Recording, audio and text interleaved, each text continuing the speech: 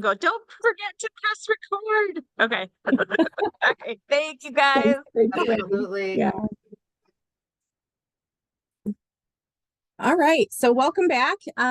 We're going to be digging into part 2 of this series. We're calling it Supporting Local Implementation, and we're going to really build off of our learning from last time.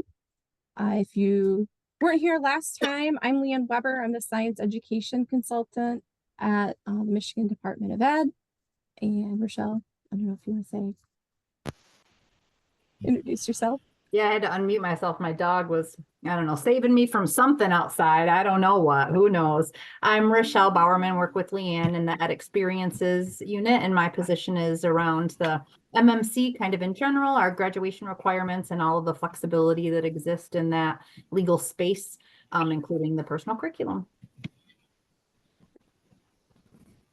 So since we maybe have a few new folks and it's been 2 weeks and maybe you've spent some time with this information that we talked about last time and maybe not, right? Life's been busy. So in the slide deck, I'm going to drop that in the chat. Again, there's gonna be lots of links today that we're going to utilize. So you're gonna want to have that open in a tab. I am screen sharing, correct? Am I screen sharing yet? No, I'm going to screen share.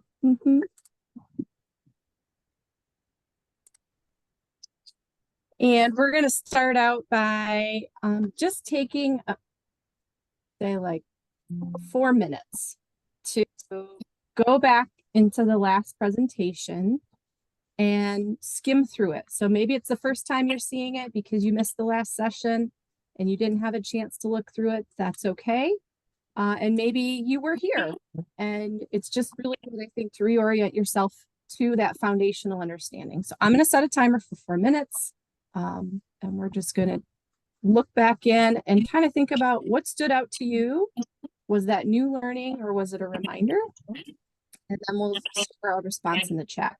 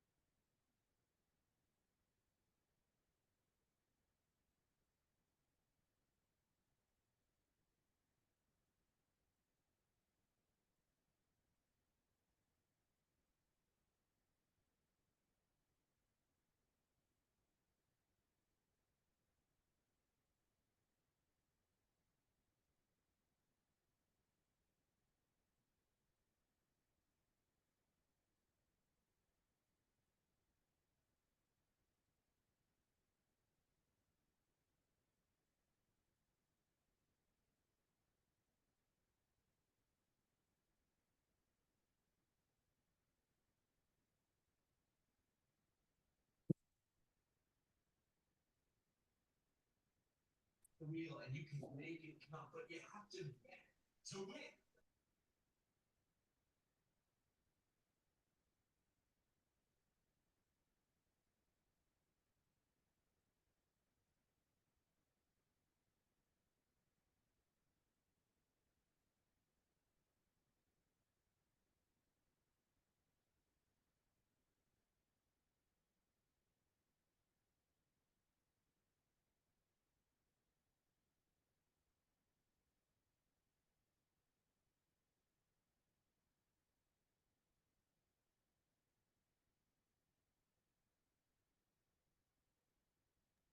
About 1 more minute. So finish your skimming, scanning, and then be sure to add into the chat your preferred name, your role, where you're at. It's helpful too when you have been doing that, and what stood out to you, what was a new learning or a reminder.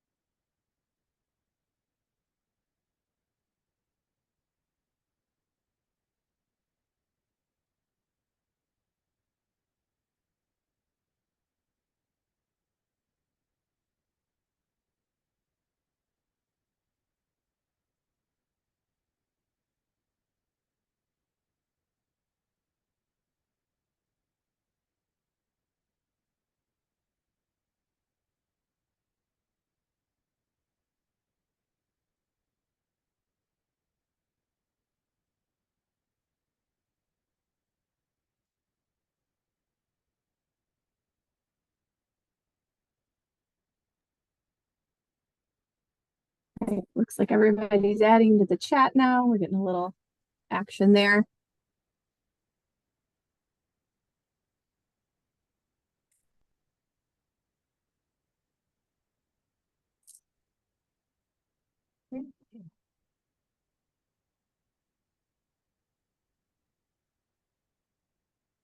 Carrie, I see your question. In the last slide deck, there was a link to, it was called Model Pathways. It was a document that outlined there's trade-offs to every course sequence. So I would recommend, if you haven't checked that out, to make sure you look at that, because it helps you kind of think through some of the choices and the trade-offs that happen with each of those. There's not one way.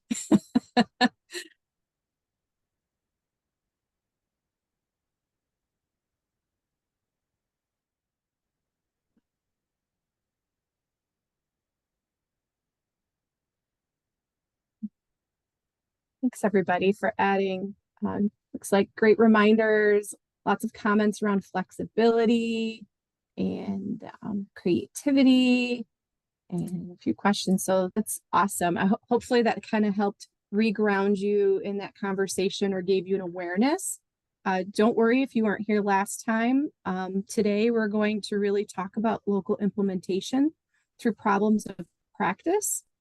And I think because we're taking that approach, you'll be able to reference that slide deck as needed, but still fully engage in our conversation today.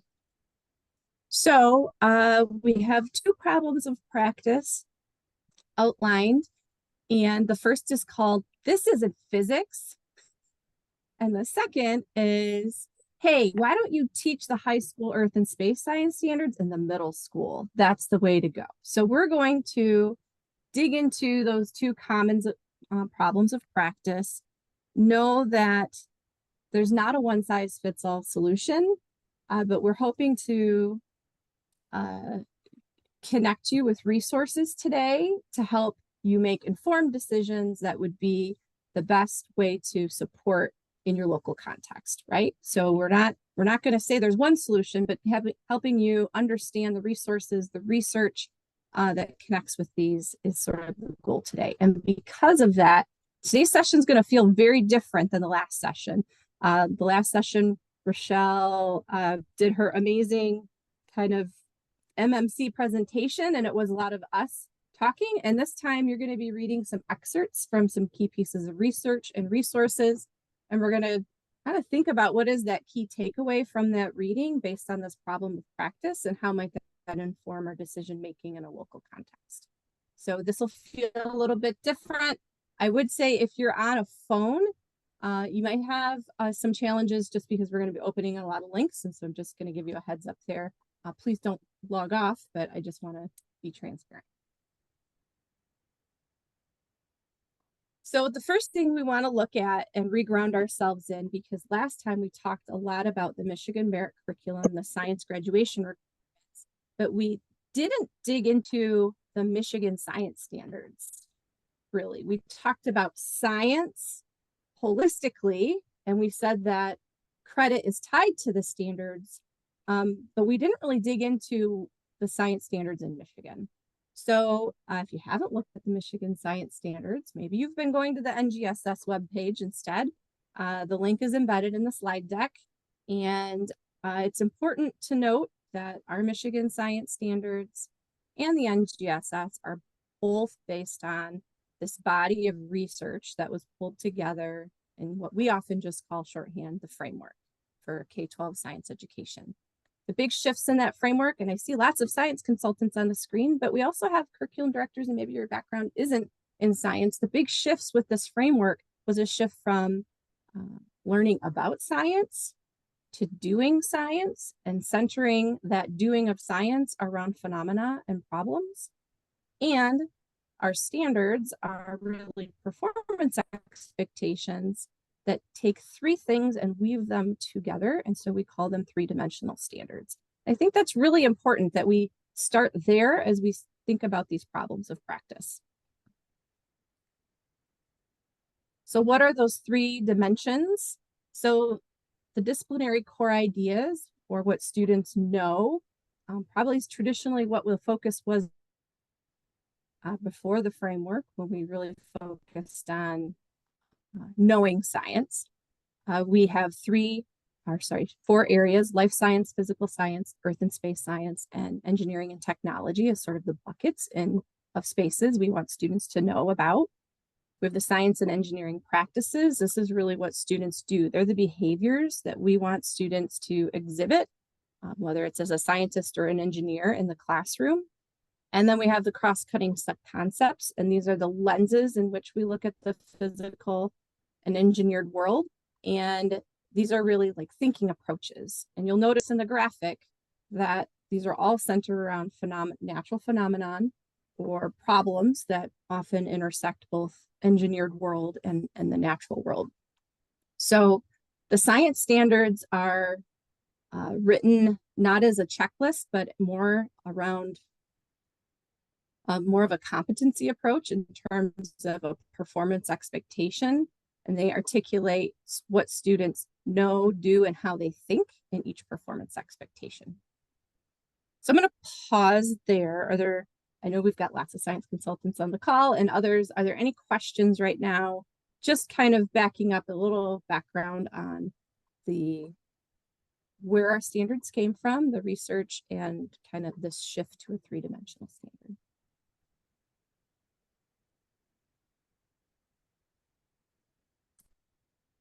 Can utilize the chat too. That's not a problem. You don't have to come off mute.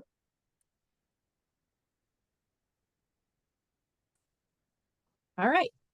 So if we have that in the background and we go to this problem of practice, we're calling it, this isn't physics. And really the problem of practice is a district leaders do not see quote unquote rigorous math computations in the newly adopted physics materials and are concerned about course rigor. So that's the problem of practice we're going to dig into. And the first way we're going to dig into that is to actually go to that research document that I referenced, the K-12 Framework for Science Education. And we're going to look at an excerpt from the public feedback portion of that document. So when you open up the document, you should be able to just click in the slide deck.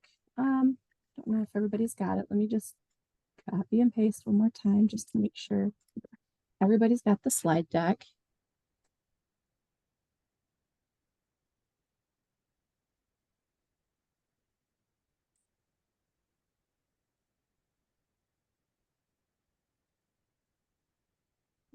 Open.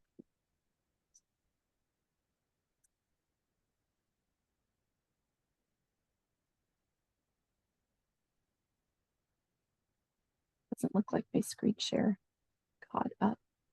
Stop share, reshare.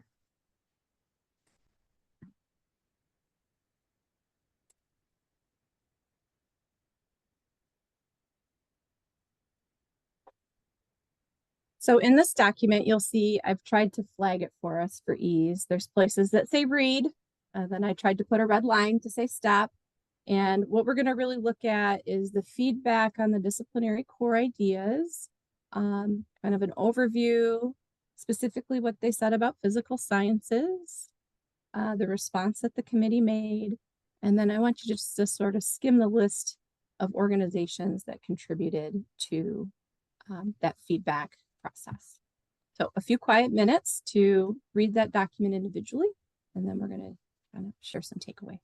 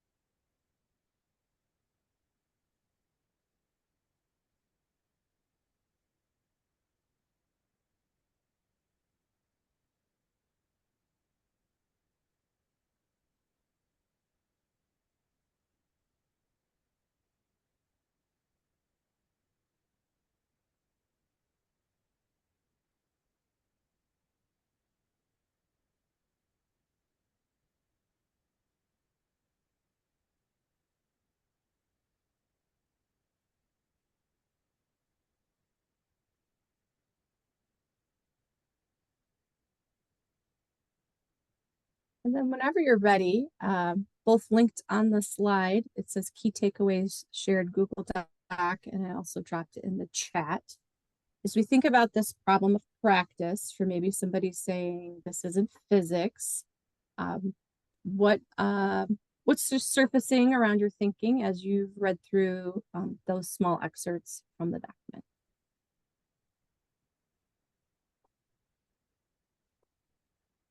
Leanne, when I click on that last key takeaways file that you linked there, it says the file I requested does not exist.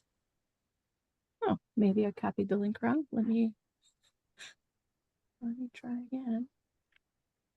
Does it work in the slide deck?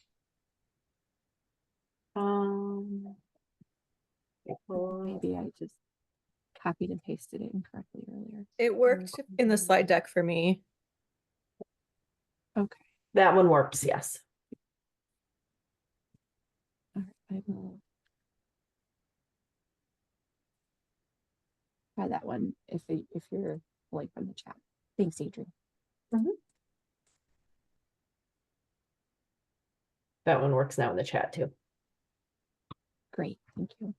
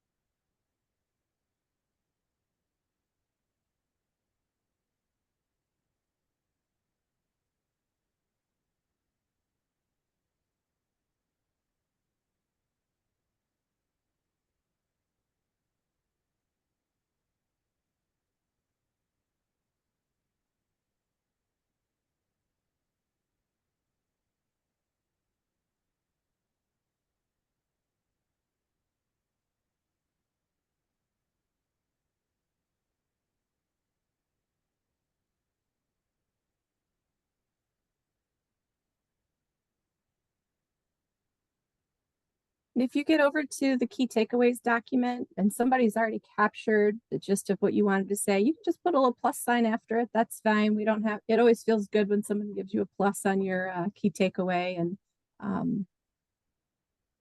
allows you to kind of share some love that way.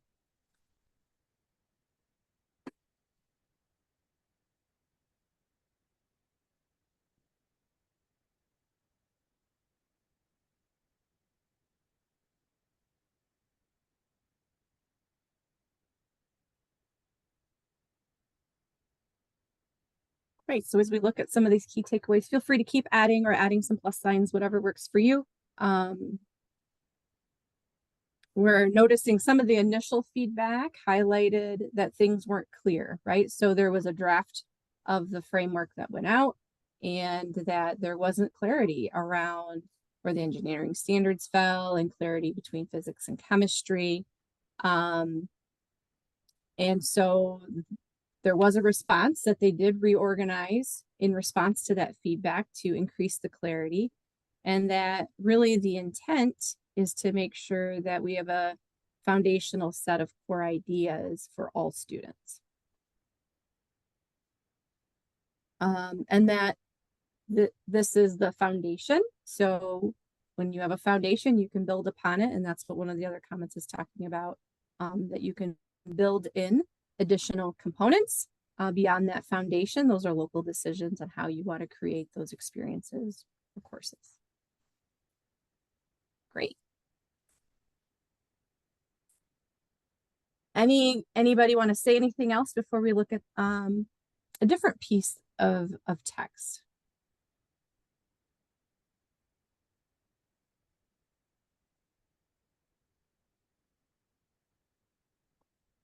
Okay, so the next two excerpts we're going to look at are from the framework, from chapters in the framework.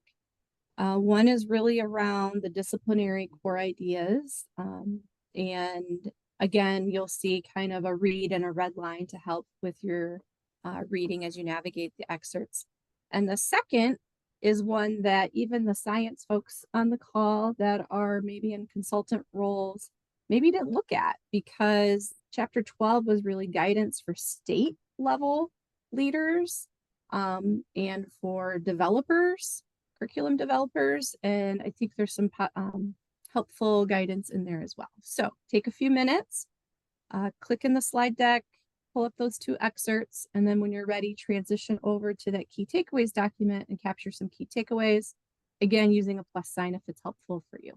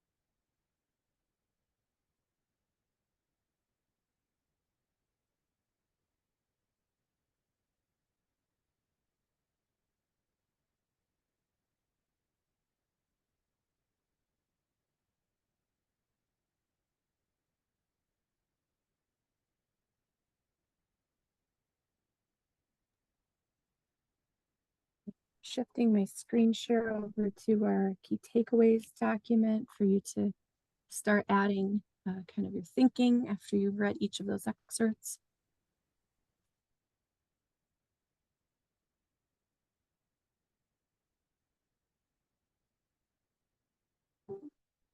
Love that some people are even pulling quotes. Great.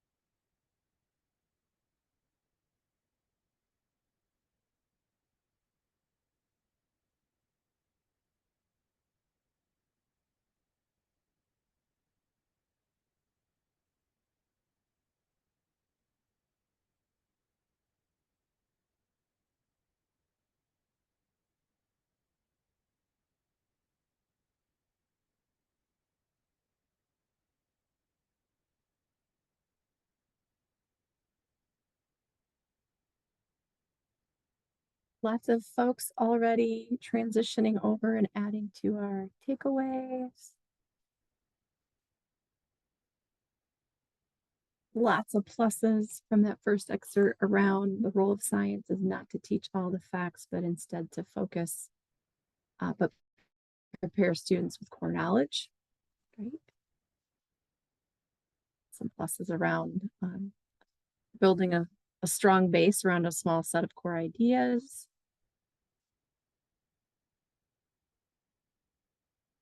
And because of that, some teachers may not find their favorite science concept in the standards. They haven't added a smiley face.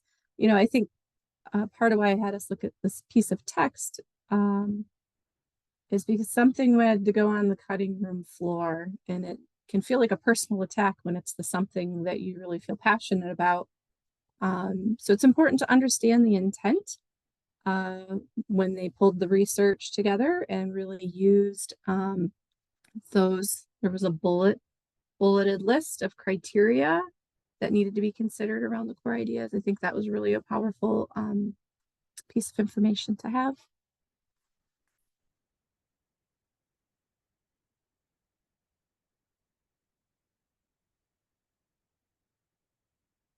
And some folks adding around the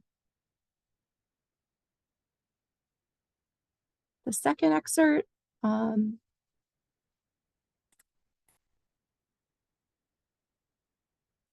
You know, one of the things that stood out to me was around that this is a foundation for all students. And for me, when I reflect on my high school experience, physics was not for all students. Rochelle, was physics for all students when you were in high school? Sure was not. I did not take physics, actually. And I don't even think it was offered in my school, Leanne, so we'll go one step further. It wasn't offered for anyone. right?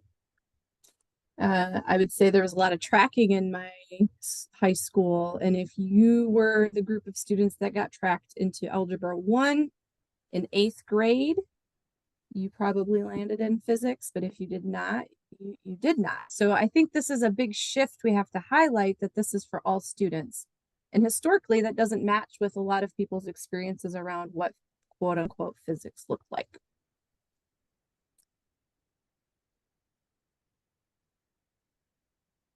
Anybody kind of processing all this and just need to say something out loud as we think about these excerpts and these takeaways? Around our problem of practice, of someone saying what they're seeing doesn't include rigorous math computations, and so this isn't physics.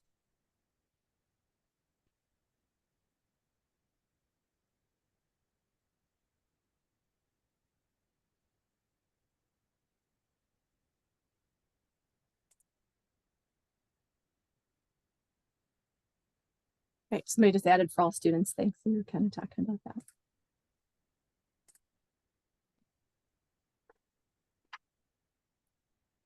All right, I'm going to pause for a second because you might be thinking, oh my goodness, is she really having us go read something again? And I want to clarify why I think this is really important, right? When we read text, thanks, Amber. When we read text, we bring all of our personal experiences to that text. And what I read when I read that text and what I get as a takeaway could be very different from somebody else. I was just in a session with Amber yesterday about epistemology and how we believe what to be true based on all of these experiences we bring. So I think it's really important, since this session is focused on local implementation, I could tell you a lot of things, but I believe the power is in going into the text and doing some reading and coming up with some key takeaways and being able to see what others are thinking their key takeaways are and leveraging that, or having a response that may be similar or different to them. So yes, we are going to go into another text. We're going to dig into two things yet, and then we're going to probably do some whole group conversation. So thanks for staying with me. We're going to go into Appendix C. All these resources are out here, and we often don't make time to read them. So look at this, some time to actually read text we want to read. So this one's around college and career readiness. This problem of practice, this isn't physics, often is connected to a local problem of practice where we don't think we're preparing our students for a next step. So I think it's important to go into this resource as well. So again, go in, do a little reading, and we'll capture a key takeaway and we'll do some conversation. Thanks.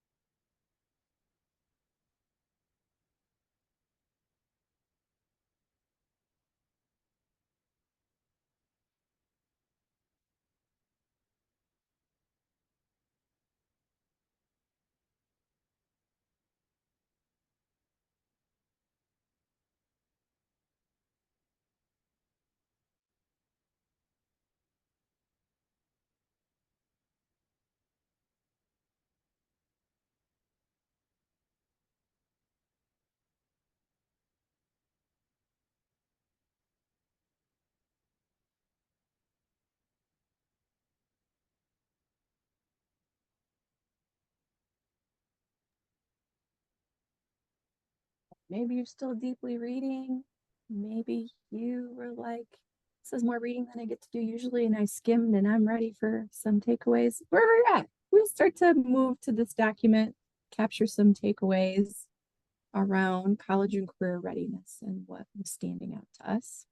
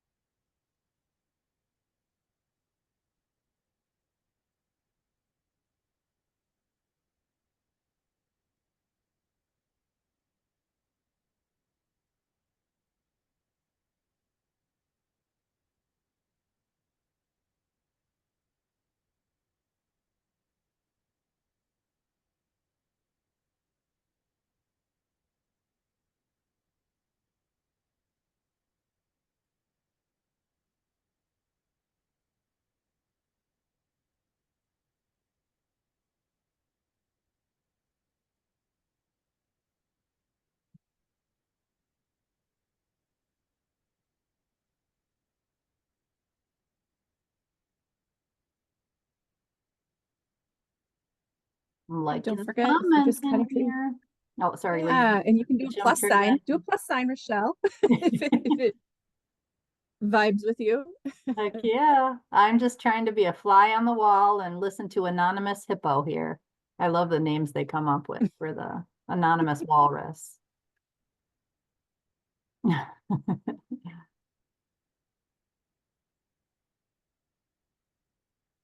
So we're seeing things that probably aren't surprising with the intent of what was proposed in the framework for where to focus and create a foundation of understanding to create scientifically literate humans. And but it's a real question, right? Will our students be ready for AP classes? Will our students be ready for standardized tests with these shifts? And we saw really that both ACT and College Board, which is the advanced placement company, right? Both weighed in on this, and we saw shifts. I shouldn't say shifts. We saw that those are the kinds of shifts that they want to align to.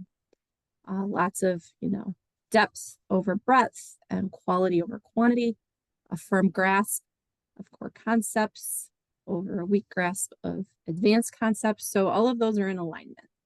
So we've got, I'm going to shift back over to the slide deck for a second. And if you're able, let's turn on camera for a little bit and we're just going to have some conversation. So we've processed some excerpts. We've looked at text from the framework. We've looked at some of the appendices, which include connecting to this college and career readiness. And so now I'm just going to ask a couple questions about our standards. And if you're not, again, you can click the link in the slide deck that I gave you to the science standards. So my first question is, where are the physics standards? I see Noah laughing or smiling. Where are the physics standards? They probably are right next to the Algebra 2 standards. They're right in the same book, I'm sure of it. And so you can add something in the chat or just say, like, where are they? All right, Noelle saying in physical science for the most part. Great. Yeah. Could some argue that they're in the earth and space category when we think about astronomy, living in the physics department in a collegiate atmosphere? Yep. She's added that. Excellent. Do you think that if Adrian was put in a room and asked, look at the standards Michigan science standards and identify all the standards for physics class. And then Michael was asked to do the exact same thing, that the two of them would come together and have 100% match between them. What do we think? I'm seeing no's. All right, so when we think about this, yeah, unlikely. So when we think about this, some of this is even language that we use, right? We say things like a physics class. I mean, our problem of practice is this isn't physics, but we know from Rochelle's lead last time that credit is not based on course title. Credit is based on what? Proficiency. What is credit connected? Proficiency in the Michigan science standards, right? If we're talking science credit. So thanks, Adrian, for coming off mute. So sometimes we have to kind of check ourselves, right? Because we're saying, well, this isn't physics. Well, the reality is I don't know what physics is when you call a class physics. It can be a lot of things, right? And so I loved, I don't know what your name is because it seems to be kind of a truncated name in the chat. There was a question around, some philosophies around explicit and implicit instruction. And I started to kind of say, a lot of this is based on our previous experiences, right? What we think physics should look like, whether it was a class we sat in or how it's been framed for us in other contexts, right? By other experts. Maybe you don't feel like a physics expert, so somebody framed it for you, and that's what you're working from. So, I mean, I think the first takeaway is there are no physics standards. That is a local decision to decide how to organize standards into a course. I'd also ask, does the group think, so those of you that are more familiar with the standards, do you think the science standards lack the problem of practice, that it lacked rigorous mathematical computations? Do you think that that's true? I just saw Noel say no. Does anybody want to say anything towards that?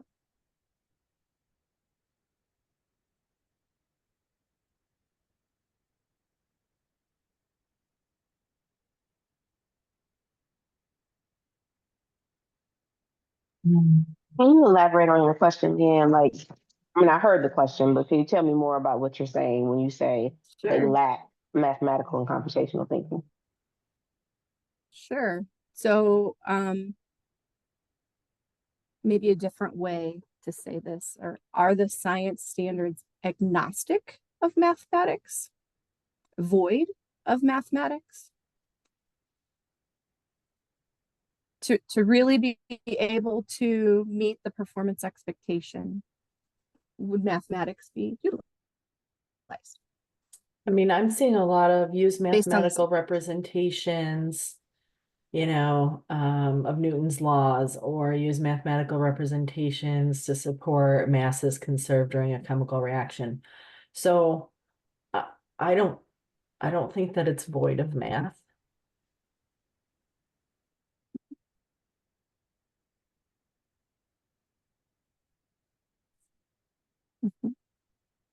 Well, and another way to think about it. So we just looked at the science standards sort of through the lens of math, which we maybe don't frequently do, right?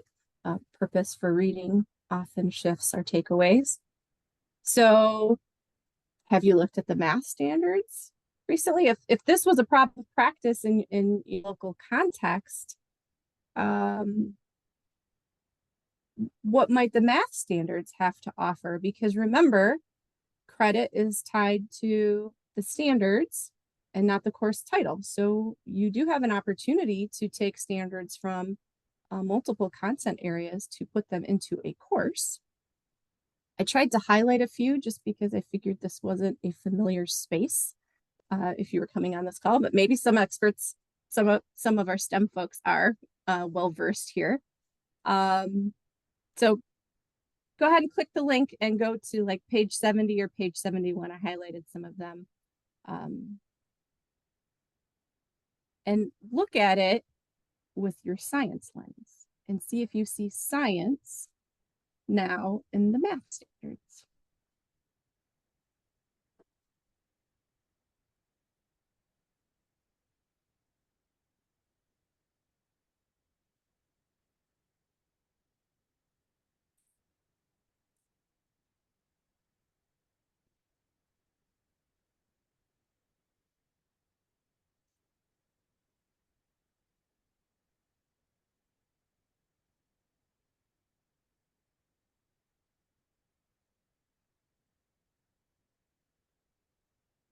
What are we thinking? Are we seeing science? Is it a stretch? Is it a strong connection? What are we seeing?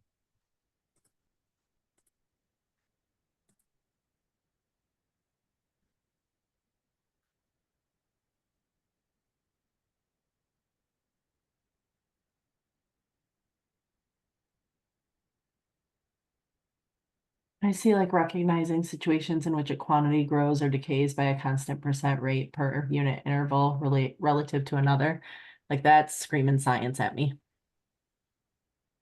Radioactive decay, Good. radiocarbon dating, nuclear reactions, the whole shebang.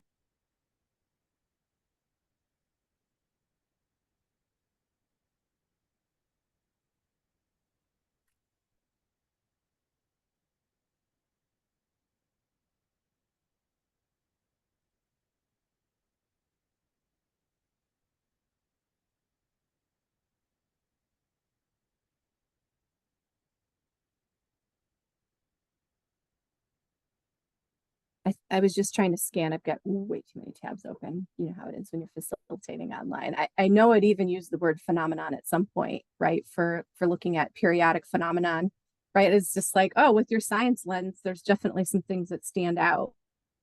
So you could think about it two ways, right? So is this where the rigorous math computations are? I will say that this is an actual problem of practice. I had a curriculum director reach out to me with a board member that was concerned about what physics looked like based on the materials they had recently adopted. And my first question was, are you already teaching that math? Is it in a class that you're calling Algebra 2 or Geometry? Are they already meeting those standards in a different space? So that's one approach.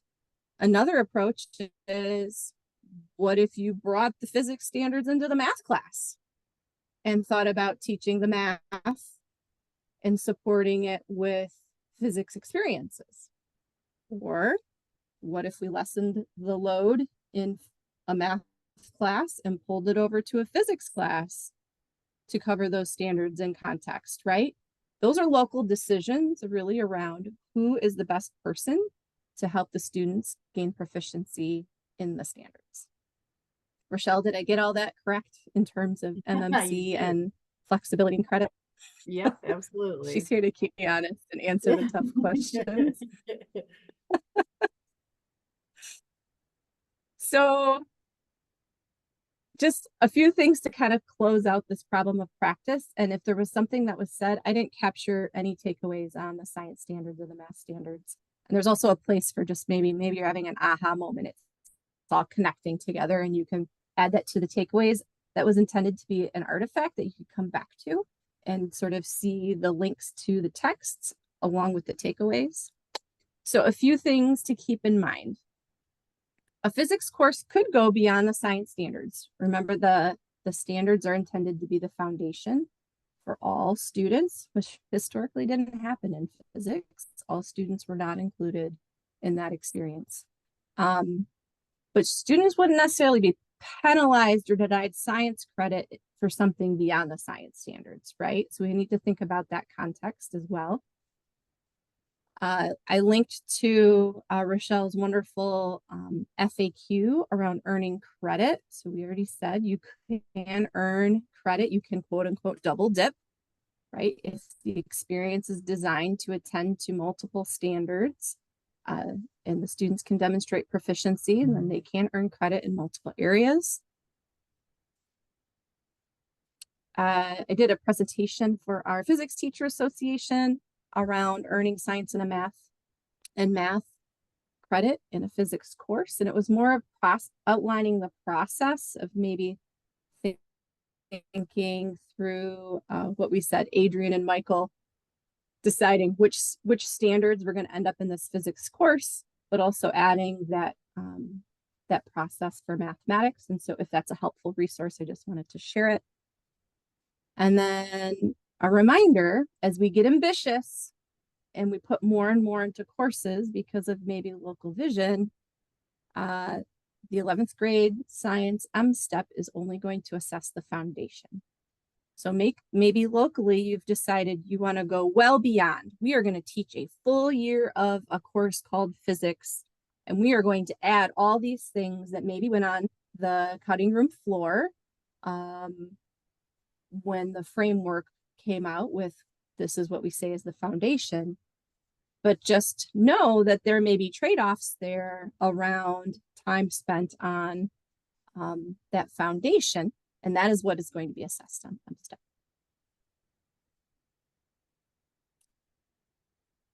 So I'd love to hear what folks are thinking right now around this problem of practice. This isn't physics. And if someone came to you with this problem of practice, this was your challenge tomorrow when you opened up your email. And what are you thinking about? How would you approach working with colleagues to think through the best solution for this problem of practice? Because there's not one way.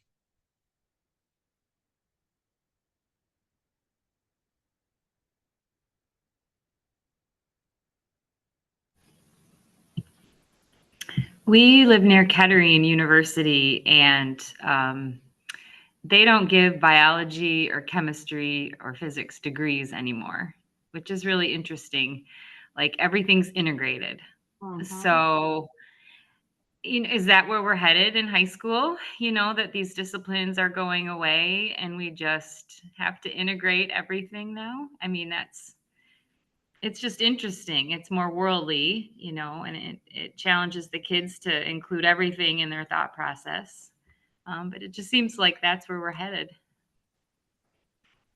I like to say I like to correct people when they say, well, we give a physics credit. I say, no, you don't. You can't give a physics credit. There's no such thing as a physics credit. You give a science credit. Like there is only science credit. So that's interesting to know about Kettering. Now, I use Kettering for one of my examples of one of the few colleges in Michigan that want to see certain words on a transcript. So I actually find what you just said very interesting because they've been one of the very antiquated universities that still want to see the words algebra 2 on a transcript. So that's fascinating what you're saying about them in science. So maybe they're even changing their kind of course specific language in some ways. Well, one more person. If this was in your email box tomorrow, or someone knocked on your door and said, this is the challenge. Or we don't, we're having complaints, somebody's concerned. What would you bring to the table?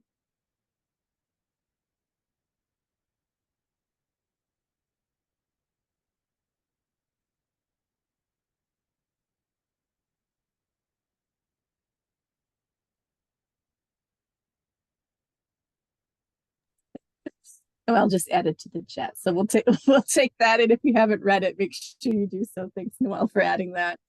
I think U of M is also on Rochelle's list of universities that can be. Yeah, they are. Collaborate. Those are the three pains in the rear that we just talked about in the last 30 seconds.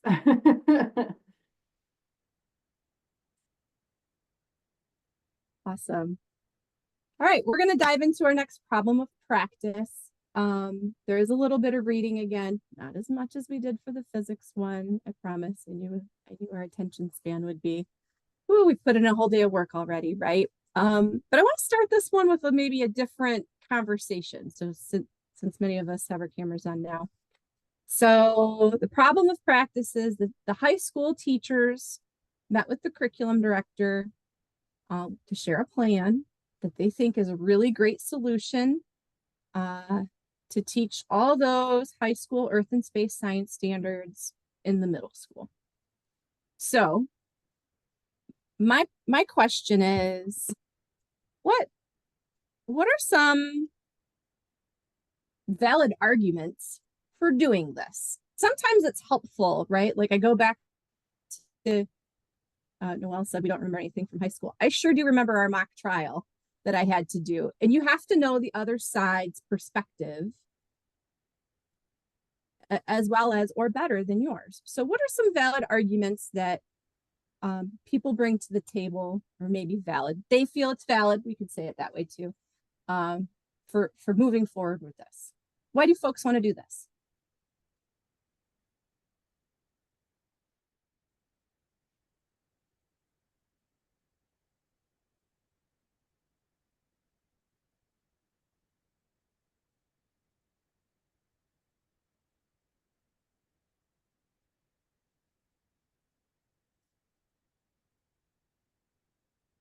Maybe it's not a common problem of practice. I see it quite often. And I know Amber's new in her role, so she's learning a little more around high school. Adrian, Michael, have either of you seen this happening?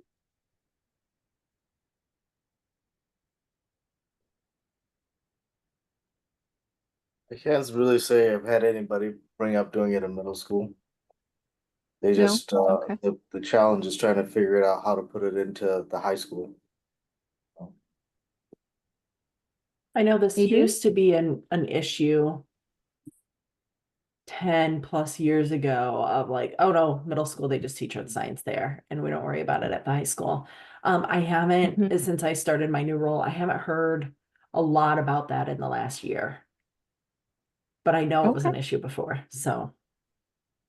All right. So maybe it's in some smaller pockets now. So that's good to know. And maybe we need a new problem of practice for next year's version of the webinar. That's no problem. So we'll go a little faster and we'll still dive in. I think there's some valid connections here for thinking through. One of the questions was earlier, like course sequencing. And I know that really people want to, our secondary folks really are content experts, and they often want to protect lots of learning experience, especially around spaces that are their areas of interest, right? That maybe actually aren't aligned to the standards anymore. So, let me think. I'm just looking at time. Could look at a specific standard. I'm just trying to. So if you have the standards open and you want to look at some of those high school earth and space science standards, and just sort of see what pops out at you.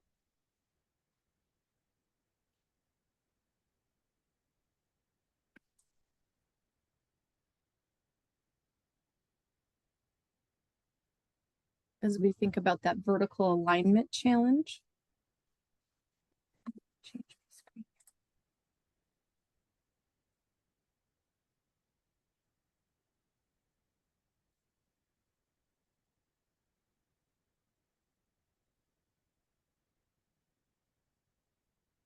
So one of the things that I was looking at was,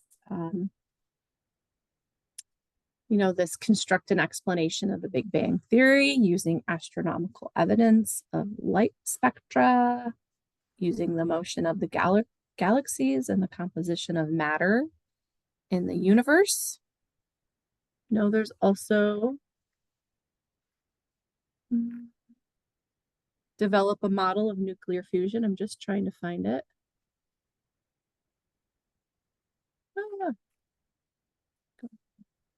I have it in my notes here.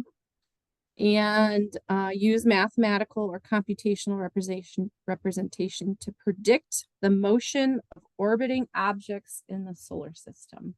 So if we think about those high school standards, let's just think about that last statement. To predict the motion of objects orbiting in the solar system, and the knowledge, the foundational knowledge that they would need, and also the mathematical skills that they would need to really attain those high school standards, there may be a mismatch.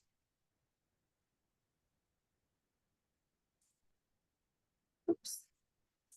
So we're gonna go in, we're gonna do just two readings. I promise. So on this slide, the disciplinary core ideas, Earth and Space Sciences.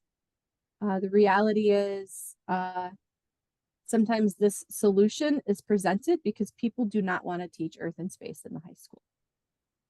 So what is the case for teaching Earth and Space at the secondary level? And this will help us start to understand a little more of that context. So if you could take a moment and jump into chapter 7, disciplinary core ideas, Earth and Space Sciences. We're going to do a little bit of reading, and I'm just going to really fast screen share also our takeaways document.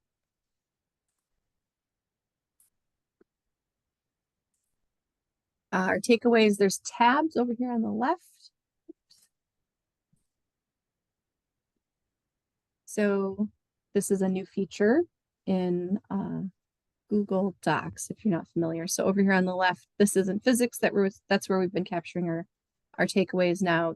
Teach high school and the middle school is the new takeaways document. All right, I'll stop talking so you can.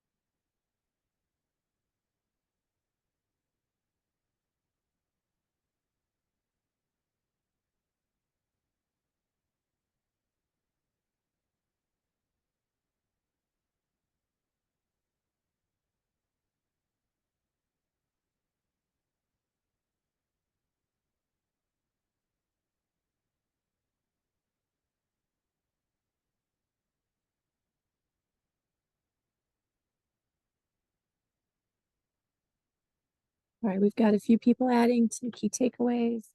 Rochelle Amber asked a question in the chat.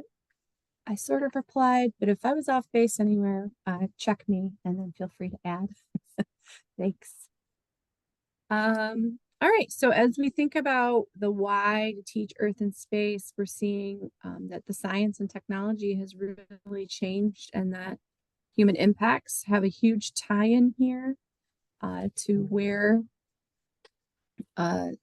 really that has made these standards more relevant.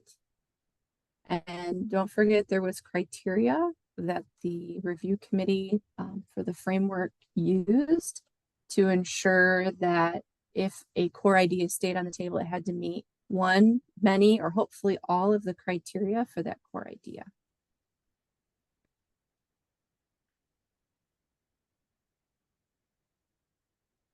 So that's a little bit of the why. Some educators may not agree, right? But in Michigan, we did go through a science adoption or a science standards adoption process, and we've adopted this foundational level of standards for all students. So we do, and that is tied to our Michigan Merit Curriculum graduation requirements. So all students should be one, given the opportunity and time to learn in that space, and an opportunity to show proficiency in those Earth and space standards. I'm just looking at time and we're sort of running out of time. So I'm going to go back to the slide deck for a second.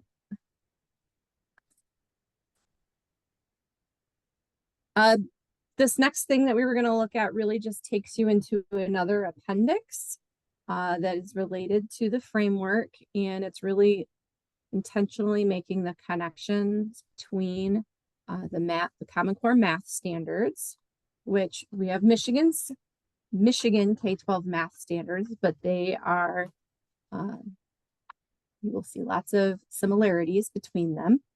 And then the science standards. And so one of the things I wanted to highlight in this problem of practice is if we move the standards down to the middle school, that has implications for the math skills that students also need to be able to do that science standard. So there was one in particular, this, if you just want to click it and scan for it, this Earth's place in the universe around the math that's expected of the students to do that task.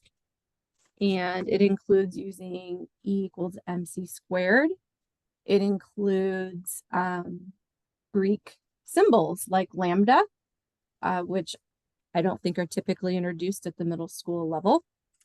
Right, lambda max T equals a constant. So we're really talking about, it's not always just about moving a standard down, but since science and math are so connected in their standards, we know we also have to be mindful of the math skills that the students are bringing.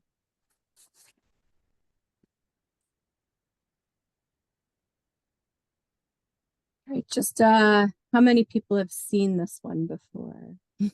This graph.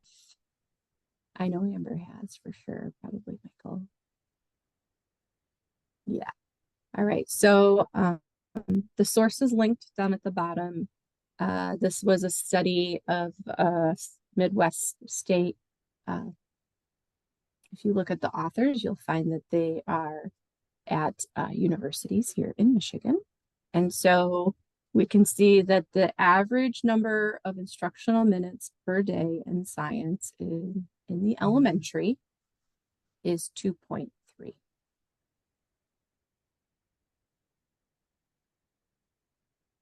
So really, to me, when I think average, to me, what that's really saying is either kids are getting science in a block of time or they're getting 0, right? I mean, you get down to 2.3 for an average, right? There's a lot of zeros in there. So I think in this problem of practice, and I think this is true not just for science, we need to think about our friends in social studies as well. We can see them on this graph. Probably our elementary students are coming to the middle school with holes or vast voids of understanding in those foundational science standards. And then to try to also push some of the high school standards down. We're really, really going to put a squeeze on the middle school, and not just the middle school students. I mean, what kind of success are we setting educators up for if they're getting students who aren't coming in with the experiences? Remember the know, do, and think from earlier in the presentation, these 3-dimensional standards. So if they are lacking the know, do, and think in those K-5 years, and then a middle school teacher's also supposed to advance them to high school level, I don't know how much we're setting anybody up for success, right? And we do that a lot. I hear Rochelle talk about, well, we put all freshmen into Algebra 1. Even if we know a student has a track record of experiences that show they're not going to be successful in Algebra 1, and then we're surprised when they fail. So I think this problem of practice really yeah, make them do extra, right? Make them Right. do Just try harder. So I think this problem of practice really highlights the challenge our middle school teachers are already facing with a likely a lack of science instruction happening for the students who are coming in their door, and then to push down high school standards on top of that would really exasperate the situation. So a few closing things. That was more direct conversation than I wanted to have, but I also wanted to kind of wrap that up. So a few things about doing this. So a student can earn credit prior to high school. They are the graduation requirements. They are not the high school requirements. That is a quote from my friend Rochelle Bowerman. So, however, students still need to be given an opportunity to learn all the elementary and middle school science standards. So we're not just, you wouldn't just take the high school standards and move them down and say, we'll just skip the middle school standards and we're just going to go straight there, right? If you're offering graduation credit, that probably should say graduation credit, to a middle school, in the middle school, it really has to be based on proficiency of the high school standards. So again, we can't say, oh, we moved those high school standards down because the kids weren't ready, but they passed the class where we said we were going to teach them, even though we didn't. So we want to make sure that the proficiency is still connected to the standards. And just another check-in, keep in mind that the 8th grade M-STEP will only assess the middle school grades, 6, 8, and that foundational knowledge that they established in K-5. Now, there's not a direct question that's connected to a kindergarten standard. That is true. However, because of the vertical alignment of our K-12 science standards, that foundational knowledge, the know, do, think, is really needed for our 6th, 7th, and 8th grade experiences to be successful. So any thoughts around this problem of practice? Anything new that you're thinking about or that was highlighted for you that you just want to share either in the chat, off mute, or in the takeaway document?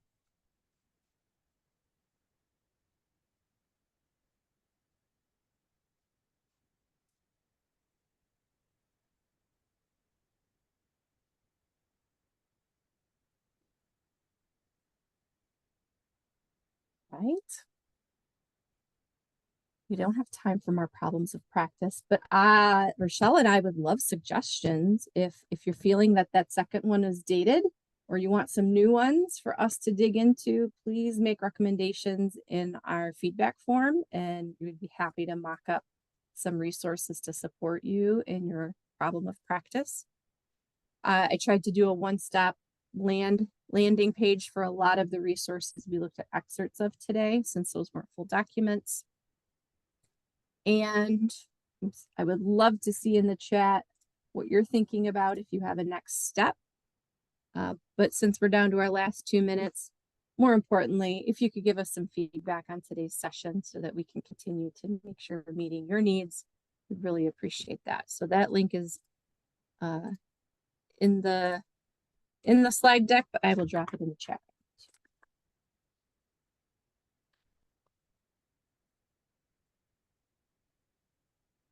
Michelle, anything else from you for today? I know you were very quiet today, which I know just you were sent you an excited about. email. I just sent you an email. The link that I tried to go to that, I wanted to find where that graph was from on the instructional time. And when I clicked on it, it sent me to a site to buy a vocabulary book. So I don't know if I'm missing something or if maybe the link has changed. So others. I'll double check it, but I think Yeah. that is the accurate book. I think it is from So the it's text, but I inside will that, just it's confirm. inside that book. Yeah, I just wanted people to have the source. I Yep. got you. Nope, that sounds good. Thanks, I Michelle. got you.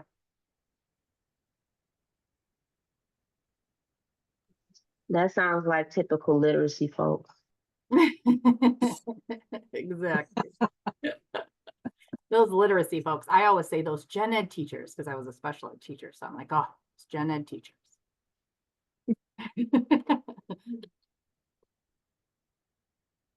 Well, that's it for Rochelle and I. Thanks everybody for joining today.